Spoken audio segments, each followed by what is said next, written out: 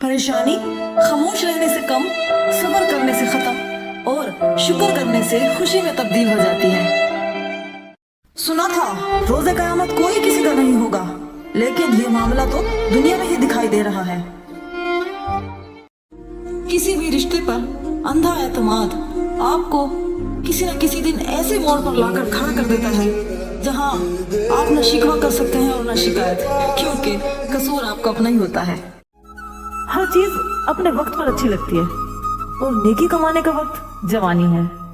अफसोसनाक बात तो ये है कि हम नेकी उस वक्त करते हैं जब बुराई के काबिल नहीं रहते। ऐ इंसान, तेरी दाढ़ी तुझसे बात पैदा हुई मगर सफेद हो गई, लेकिन तू अभी तक वैसा का वैसा ही है, काला। इंसान जब परेशान होता है तो इरादा बदल लेता है, मंजिल बदल लेता है, दोस्त बदल लेता है, राह बदल लेता है, हत्ता के घर भी बदल लेता है, लेकिन अफसोस खुद को नहीं बदलता।